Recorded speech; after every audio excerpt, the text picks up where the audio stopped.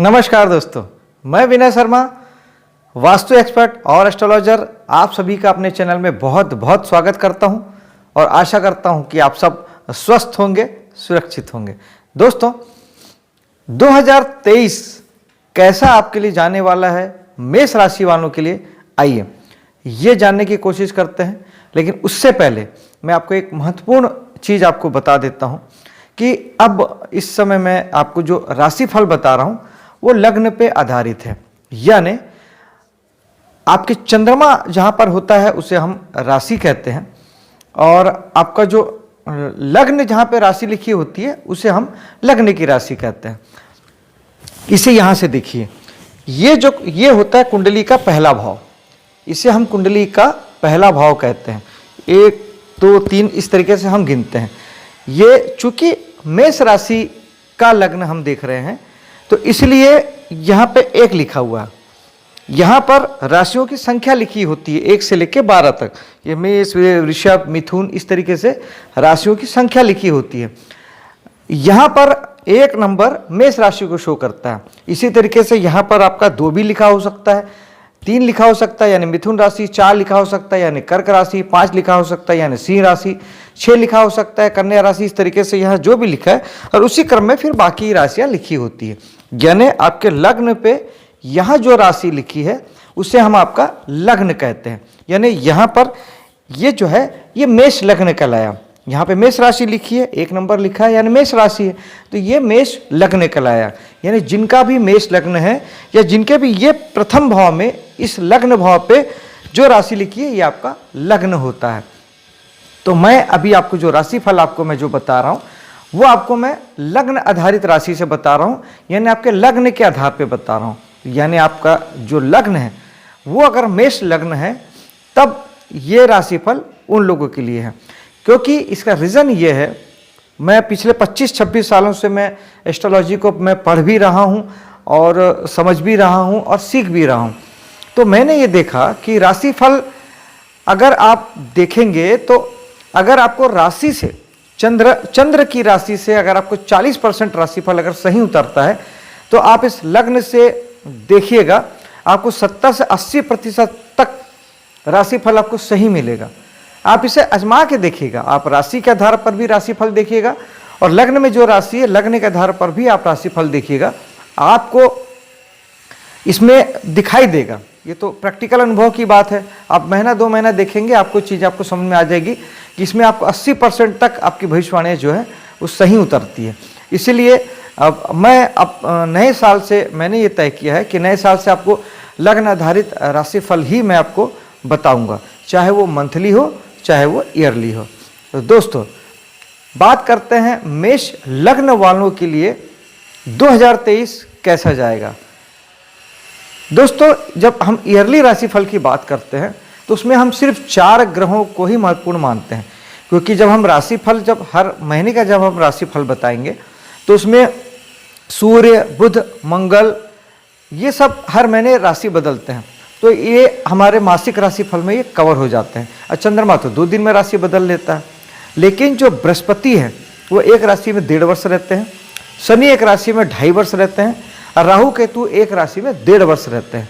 यानी ये पूरे साल आपको प्रभावित भी करते हैं और मेजर रूप से प्रभावित करते हैं। यानी मुख्य रूप से आपके जीवन को बदलने की अगर कोई ताकत रखते हैं तो शनि, गुरु और राहु केतु रखते हैं।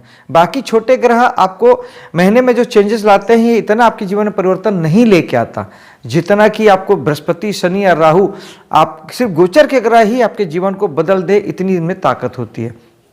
तो दोस्तों, हम क्रमशः गुरु यानी बृहस्पति, शनि और फिर राहु केतु के बारे में बात करते हैं।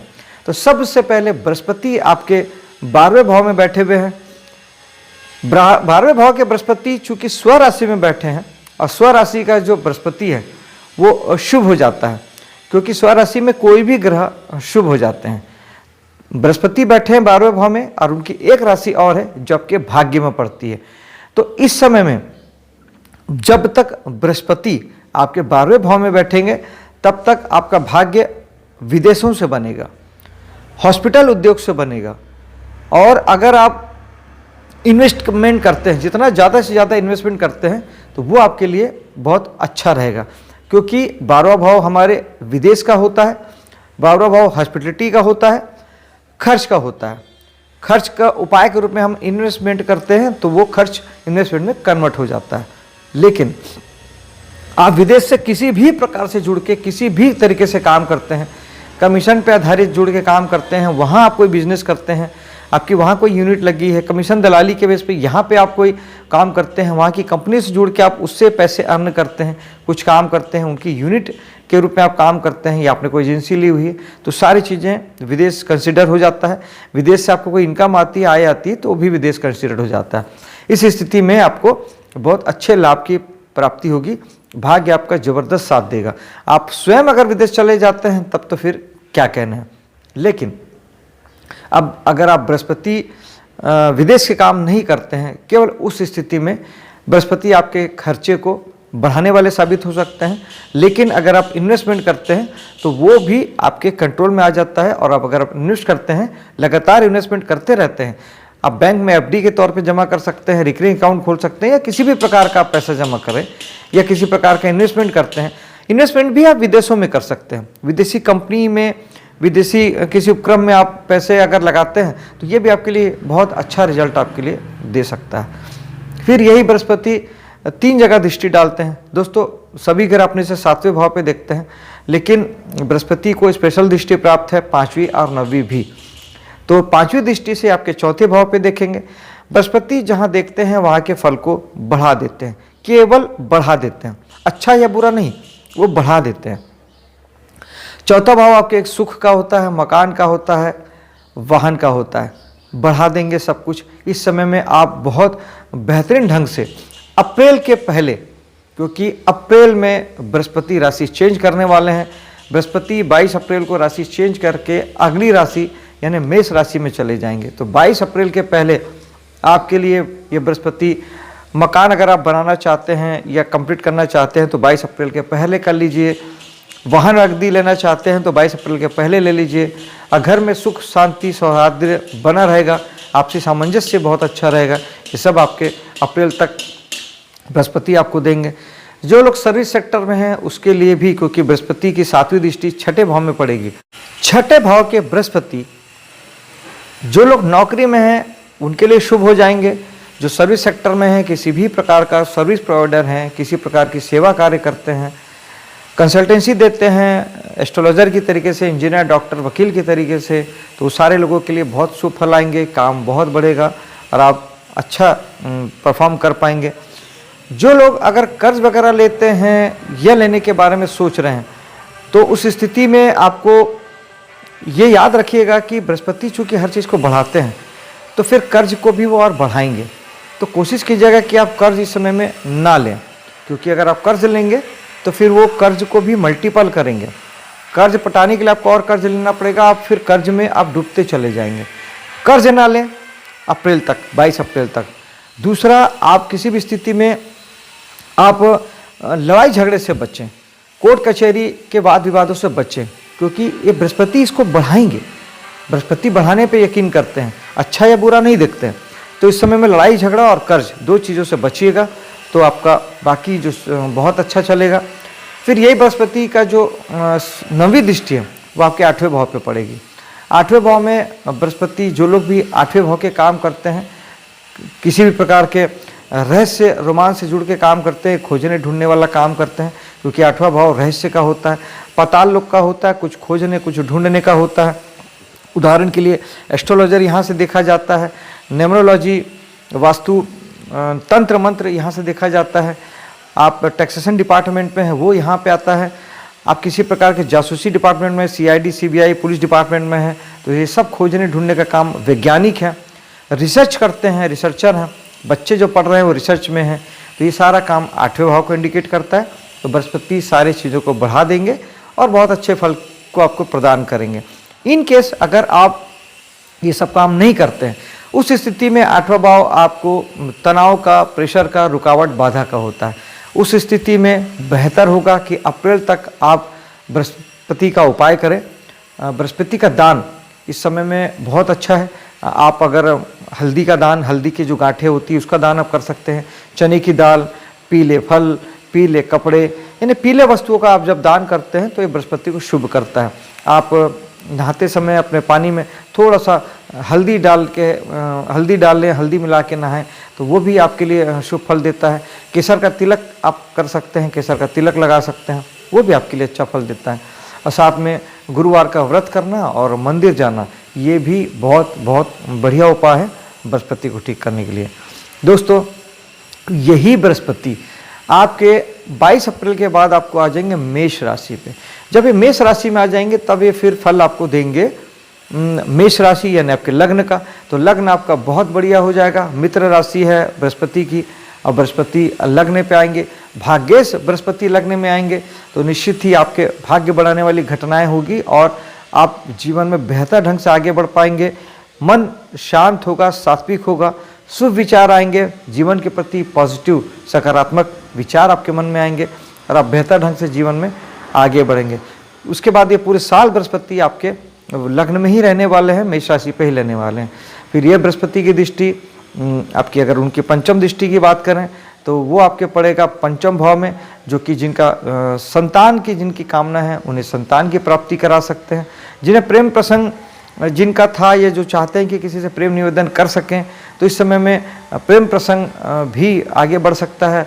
प्रेम के विषय में आप किसी प्रकार के विचारधारा अगर रखते हैं तो ये इस समय में उसको प्रैक्टिकली करने का अच्छा समय है। इस समय में आपका प्रेम निवेदन स्वीकार्य होगा और आप बेहतर ढंग से जीवन में उसे अप्लाई कर पाएंगे। ज्ञान के मामले में बहुत अच्छा है। पंचम भाव ज्ञान का होता है, बुद्धि का होता है, शिक्षा का होता है। जो लोग स्टूडेंट हैं, विद्यार्थी हैं, उनके लिए ज़बरदस्त समय रहेगा। अगले 1.5 वर्ष बृहस्पति जब अप्रैल से लेकर अगले 1.5 वर्ष जब बृहस्पति पंचम भाव में रहेंगे तब आपको शानदार आपको शिक्षा में उन्नति देंगे। हायर एजुकेशन में आप उन्नति पा सकते हैं।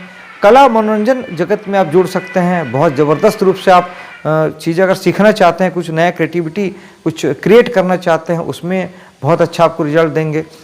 बच्चों से जुड़ के जो लोग काम करते हैं, बच्चों से रिलेटेड आप बिजनेस करते हैं, काम करते हैं, सर्विस प्रोवाइडर हैं, तो आपके बहुत अच्छे रिजल्ट आपको आने वाले हैं।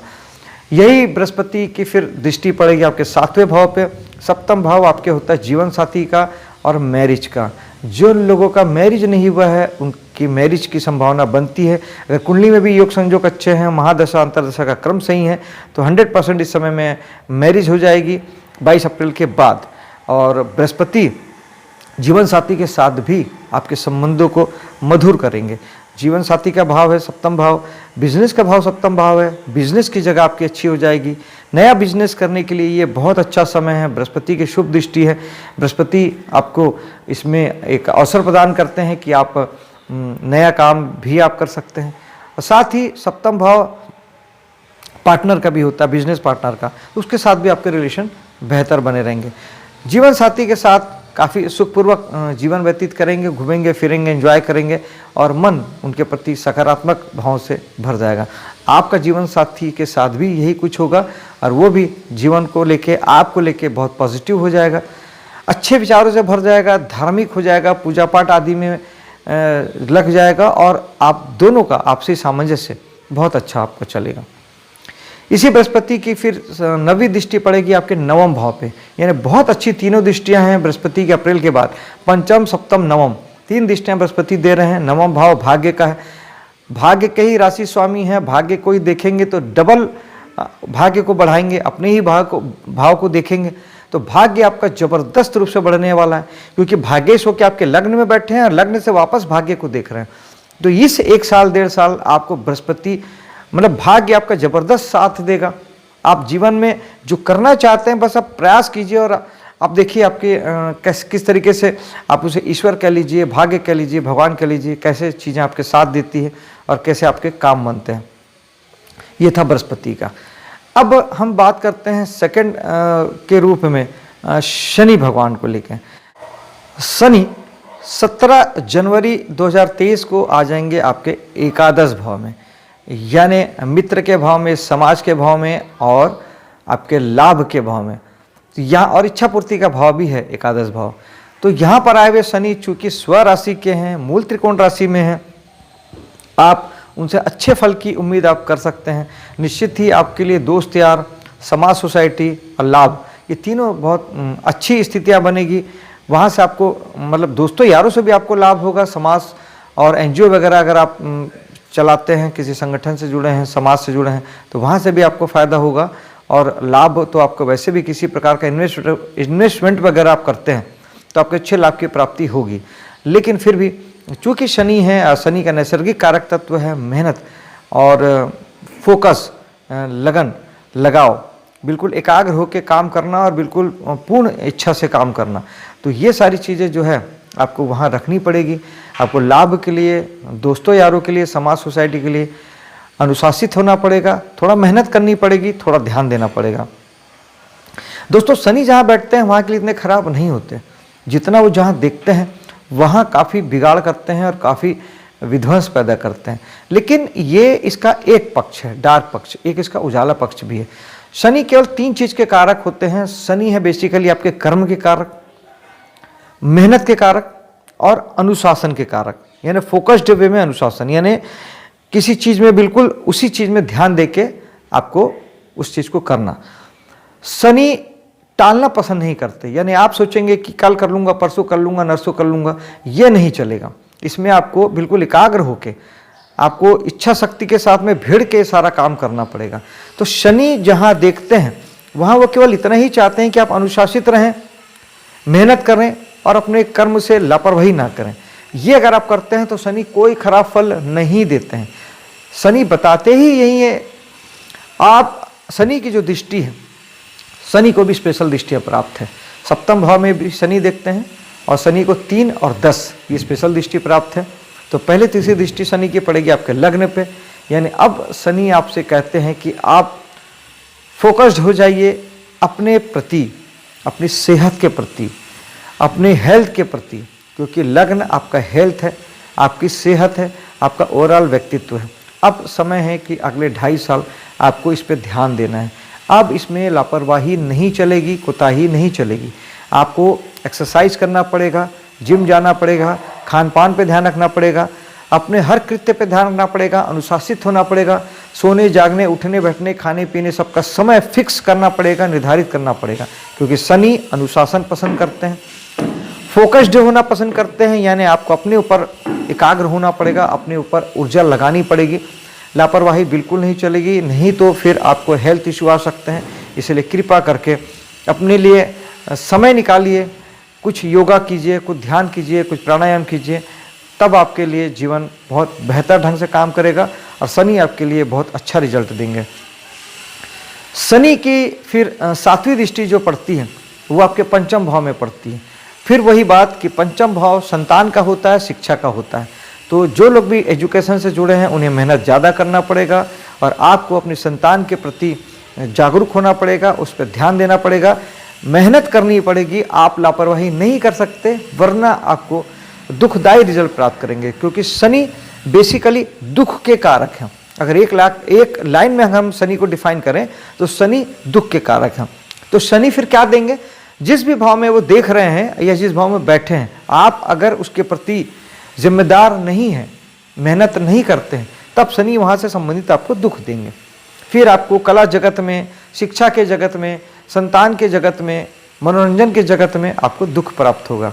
तो यहाँ आपको मेहनत करना बनता है। आगे बढ़ें तो शनि की फिर जो 10वीं दृष्टि है लास्ट, वो आपकी पड़ेगी 8वें भाव पे। इसे आप पॉजिटिव वे में ले सकते हैं, क्योंकि शनि जहाँ देखते हैं वहाँ के फल को खराब करते हैं। 8वां भाव हमारा खराब होता है। 8वां भाव मेंटल प्रेशर का, तनाव का, परेशानी का, चिंता का, रुकावट, बाधा का होता है। तो शनि ये सब चीज़ को खराब कर देंगे, यानी ये फल आपके न्यून आएंगे, ये फल आ नहीं पाएंगे। शनि ये सारे फल को खराब कर देंगे। लेकिन अब यही चीज़ें उल्टी हो जाएगी। अगर आप 8वें भाव के काम करते हैं, आप एस्ट्रोलॉजर हैं, वास्तुशास्त्री, न्यूमरोलॉजी काम करते हैं, किसी भी प्रकार के खोजने ढूंढने का काम करते हैं, रिसर्च का काम करते हैं, तब आपको मेहनत ज़्यादा करना पड़ेगा। क्योंकि आप जब मेहनत ज़्यादा नहीं करेंगे तो वहाँ पे आपको फिर खराब फल आएंगे या आपको दुख की प्राप्ति होगी। काम करते हैं तब आपको मेहनत ज़्यादा करना है। 8वें भाव को कोई काम नहीं करते तो चिंता की कोई बात नहीं है। शनि आपके सारे दुख को हर लेंगे और चिंता, परेशानी, बाधा का दी एंड हो जाएगा। दोस्तों ये था शनि का शनि के लिए मैं ऐसा समझता हूं दोस्तों कि शनि बेसिकली पापी ग्रह हैं। मंगल, शनि, राहु, केतु ये नैसर्गिक पापी ग्रह होते हैं। तो मेरा ये सोचना है कि हर व्यक्ति को लाइफ टाइम शनि का और राहु का उपाय तो लगातार करना ही चाहिए, क्योंकि सबसे ज़्यादा कष्टकारक राहु होते हैं और शनि होते हैं। शनि किसी भी भाव में जाएंगे, किसी न किसी भाव में जाएंगे, कहीं ना कहीं देखेंगे, कुंडली में भी कहीं बैठे होंगे, कहीं देख रहे होंगे, राशिफल में भी कहीं बैठे हैं और कहीं देख रहे हैं, और ये क्रम जिंदगी भर चलता रहेगा। और शनि दुख के कारक हैं, तो इन सारी चीज़ों से दुख भी आपको देते ही रहेंगे। और एक आदमी के लिए हमेशा हर वक्त मेहनती होना, अनुशासित होना संभव नहीं होता हर डोमेन पे। तो बेहतर है कि आप शनि के लिए, शनि के जो उपायों को आप जीवन में शामिल कर लीजिए, उससे ऐसा आत्मसात कर लीजिए कि वो आपके जीवन का हिस्सा है, जिसमें जो गरीब तबके के लोग होते हैं, लेबर क्लास लोग होते हैं, गरीब लोग होते हैं, आपके घर पे काम करने वाले होते हैं, रिक्शा चलाने, ठेला चलाने वाले लोग होते हैं, इन लोगों का अपमान नहीं करना है, इन्हें किसी प्रकार का सहयोग करना है, इन्हें सुख देना है, इन्हें खुशी देना है, संभव हो तो इन्हें जब जरूरत हो इन्हें इनकी सहायता करनी है। और कम से कम कोशिश ये करें कि आपके माध्यम से इन्हें कोई दुख ना मिले, इन्हें गाली नहीं देना है, इन्हें दुत्कारना नहीं है, क्योंकि साक्षात शनि को रिप्रेजेंट करते हैं। दूसरे नंबर पे ओम शनिश्चराय नमः एक माला आप जाप कर सकते हैं। हनुमान जी की साधना भी शनि को ठीक करती है, जिसमें बजरंग बाण, सुंदरकांड का पाठ आता है। और सबसे बेस्ट उपाय होता है दान। ग्रहों का दान ग्रहों को बहुत ठीक करता है। शनि की चीज़ें जो होती है काली चीज़ें होती हैं, यानी काले उड़द की दाल, काले कपड़े, तिल और तेल, ये शनि की कारक चीज़ें हैं। तेल का दान बहुत बढ़िया दान होता है, जिसमें शनि बहुत जल्दी ठीक हो जाते हैं।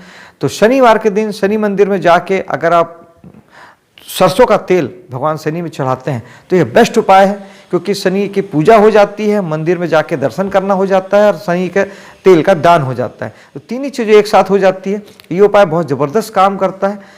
मात्रा मायने नहीं रखती, आप 100 ml की छोटी शीशी लेके भी इस दान को कर सकते हैं। जरूरी नहीं कि आप 1 लीटर तेल चढ़ाएं, 100 ml लीजिए और उसे चढ़ा दीजिए, शनि इससे काफ़ी खुश हो जाते हैं। तो दोस्तों ये था शनि के बारे में। तो 2 ग्रह हो गया दोस्तों, बृहस्पति और शनि। तीसरे ग्रह हैं आपके राहु। राहु इस साल, पूरे साल अक्टूबर में जरूर वो राशि बदलेंगे, लेकिन उसके पहले ये पूरे साल आपके लग्न में रहने वाले हैं। और जब लग्न में, यानी आपके राशि पे, मेष राशि का जो आपका लग्न है, तो आपके लग्न पे राहु रहेंगे। तो लग्न पे राहु आपको थोड़ा सा दिग्भ्रमित कर सकते हैं, भटका सकते हैं, चिंता परेशानी वगैरह दे सकते हैं, क्योंकि राहु ये सब चीज़ों के कारक हैं। लेकिन अगर आप राहु के काम करते हैं, यानी आप राहु के कारक चीज़ें हैं विदेश, इलेक्ट्रॉनिक्स और जितना लेटेस्ट से लेटेस्ट जो टेक्नोलॉजी होती है वो, इन चीज़ों का अगर आप प्रयोग करते हैं, राजनीति में अगर आप हैं, तब फिर राहु वहाँ पे आपको कष्ट तकलीफ नहीं देंगे। लेकिन अगर आप ये सब काम नहीं करते हैं, उस स्थिति में राहु आपको चिंता परेशानी दे सकते हैं, एक से ज़्यादा विचार दे के आपको परेशान कर सकते हैं, भटका सकते हैं। राहु की दृष्टियाँ हम कंसिडर नहीं करते हैं दोस्तों, राहु की दृष्टियाँ नहीं ली जाती। मैं जिन एस्ट्रोलॉजरों से मैंने सीखा है, पढ़ा है, वहाँ पर राहु की दृष्टियाँ वो कंसिडर नहीं करते हैं। इसलिए मैं भी आपको राहु की दृष्टियों के बारे में कोई फल आपको नहीं बताता। लग्न पे राहु है, बेहतर होगा कि आप सूखा नारियल बहते हुए जल में हर महीने की अमावस्या को जरूर बहाएं। ये राहु के लिए बहुत अच्छा उपाय है। इसके अलावा जौ, सूखा नारियल आप मंदिर में भी चढ़ा सकते हैं। हर सोमवार को भगवान शंकर के मंदिर में अगर आप इसको चढ़ाते हैं, शंकर भगवान में ओम राहवे नमः एक माला अगर 108 बार आप अगर उनको जल चढ़ाते हुए अगर एक माला अगर आप कर लेते हैं, भगवान शंकर को जल चढ़ाइए और राहु का वो कर लीजिए जाप, तो भी राहु इससे काफ़ी ठीक हो जाते हैं और आपको अच्छा फल देते हैं। ओम राहवे नमः राहु का मंत्र है। और देवी की पूजा से राहु ठीक होते हैं। माँ दुर्गा, माँ काली, सरस्वती, किसी की भी आप पूजा करते हैं तो ये राहु को रिप्रेजेंट करते हैं और राहु काफ़ी हद तक ठीक हो जाते हैं। दोस्तों राहु अक्टूबर में वहाँ राशि बदलेंगे और आपके धन भाव में आएंगे। धन भाव में आए हुए राहु आपको धन के लिए प्रेरित करेंगे, धन के लिए दौड़ाएंगे, क्योंकि राहु का काम थोड़ा सा दौड़ाना भी है। आपको काफ़ी जागरूक करेंगे धन के लिए, तो वो एक प्रकार से फिर भी ठीक है। और बशर्ते आप अनैतिक ढंग से काम ना करें, क्योंकि राहु चीज़ों को पाने के लिए अनैतिक भी बनाते हैं। लेकिन उससे पहले राहु जब आपके मेष राशि आपके लग्न में है और जब बृहस्पति अप्रैल में जब यहाँ पे आएंगे, तब राहु और बृहस्पति मिलके गुरु चंडाल योग बनाएंगे। इसे वैदिक ग्रंथों में गुरु चंडाल योग की संज्ञा दी गई है, यानी बृहस्पति गुरु और चंडाल राहु। तो उस स्थिति में ये उसके बाद अक्टूबर में राशि चेंज कर लेंगे राहु, लेकिन अप्रैल से लेकर अक्टूबर तक ये गुरु चंडाल योग रहेगा, ये युति रहेगी, जिसमें भी विशेष तौर पे जब डिग्री वाइज राहु और गुरु जब सबसे एक ही डिग्री पर रहेंगे, 8 डिग्री पे जब दोनों रहेंगे, तो वो 1 महीना मई का महीना और आधा जून, ये 1.5 महीना आपको थोड़ा सा ज़्यादा आपको तकलीफ होगी। इस समय में हर हाल में आप राहु का उपाय जरूर करें, गुरु का उपाय भी करें और गुरु का आशीर्वाद लें, मंदिर में जाके पूजा अर्चना करें, तो ये 1.5 वर्ष आपके लिए बेहतर होगा। नहीं तो चूँकि भाग्य के स्वामी बृहस्पति हैं, तो राहु भाग्य को बाधा उत्पन्न करेंगे, उसमें दोष लगाएंगे, उसमें रुकावट पैदा करेंगे, आपके बनते कामों को रोकेंगे और आपको थोड़े से चिंतित और परेशान करेंगे। आप अगर राहु के लिए मेडिटेशन बहुत अच्छा उपाय है दोस्तों, आप अगर मेडिटेशन करेंगे तो आपको दिक्कतें नहीं आएगी, नहीं तो फिर आप गलत निर्णय लेंगे और गलत निर्णय से आपको तकलीफ पैदा होगी। तो स्पेशली याद रखिएगा कि मई और जून 2 महीना आप स्पेशली मेडिटेशन जरूर करें, राहु को उपाय करें और बृहस्पति को उपाय करें, इस 2 महीने विशेष तौर पे। बाकी समय आप राहु का नैसर्गिक रूप से अगर उपाय आप करते हैं, क्योंकि मैंने पहले ही कहा कि जीवन में राहु और शनि के उपाय को अपने शामिल कर लीजिए, क्योंकि राहु भी हर साल किसी न किसी राशि में, तो हर 1.5 साल में राशि बदल के रहते ही हैं, वो कहीं जाते तो है नहीं, बस राशि बदल लेते हैं। तो राहु रुकावट, बाधा, चिंता, परेशानी देते हैं और शनि पापी ग्रह है, दुख देते हैं। इन 2 ग्रहों का उपाय जीवन में शामिल कर लीजिए, रेगुलर बेसिस पे कर लीजिए, आपको दिक्कतें नहीं आएगी। ये मेरा दावा तो नहीं कह सकता, लेकिन ये मेरा अनुभव है, आप करके देखिएगा, आपको समझ में आएगा। और अंत में केतु की बात करते हैं। केतु आपके सप्तम भाव में बैठे हैं अक्टूबर तक, तो सप्तम के केतु आपको थोड़ा सा बिजनेस धंधे से और जीवन साथी के प्रति थोड़ा से निराश कर सकते हैं।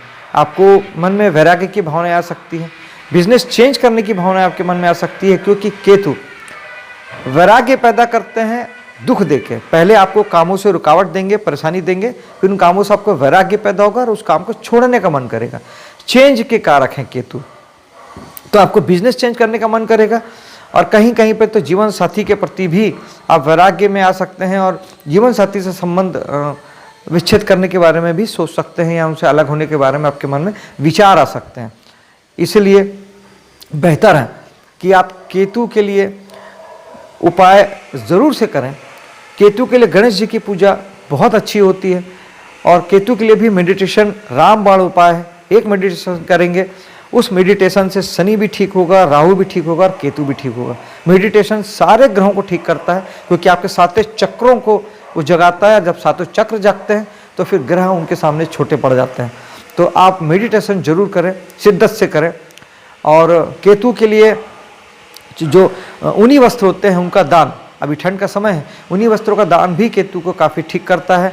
चेक प्रिंट के कपड़े आप दान कर सकते हैं और खट्टे मीठे फलों का दान, जैसे केला है, नींबू है, आम है, खट्टे मीठे फल का दान भी केतु के दान में कंसीडर होता है या माना जाता है।